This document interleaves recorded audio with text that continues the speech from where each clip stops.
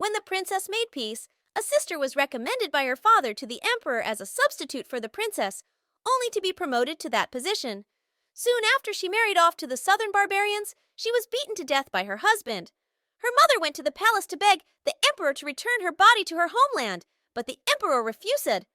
Fearing that the east window would be uncovered, the princess ordered her to cut out my mother's tongue, cut off her hands, and decapitated my entire family. I lived a new life and went back to the time before the princess made peace with me. I knelt before the emperor and said, "Your Majesty, my daughter is willing to marry Nan Yi in her place." Sister and I are twins, and we share the same pain. After my sister's marriage to Nan Yi, I often woke up in the night with pain. Rumor has it that Prince Fuzian of the southern barbarians is a modest gentleman, and that my sister's marriage to him is a sign of our ancestors' good fortune.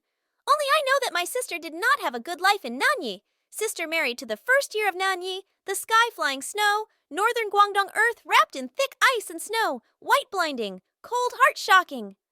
I rolled around in the snow in pain in my thin clothes. The piercing cold drilled into my body, but still could not alleviate the severe pain that was like a million ants hawking my bones. That night, I was tortured for 2 whole hours until I could no longer bear it and fainted from the pain. The next day, the news of my sister's death came from southern Yai. The world said that my sister had no life to enjoy the blessings of the red face and withered bones. But what she enjoyed was not a blessing. Every day of her life was an infernal hell, a life worse than death. She was tortured to death by Fuzian. The first thing I did after I was born again was to offer to marry her before my father sold her.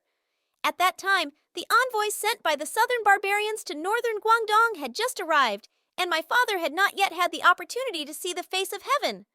At the hairpin banquet hosted by Empress Yin, I took the opportunity to offer myself to the princess, who was angry about the marriage. The princess was overjoyed at the news and took me to see the saint.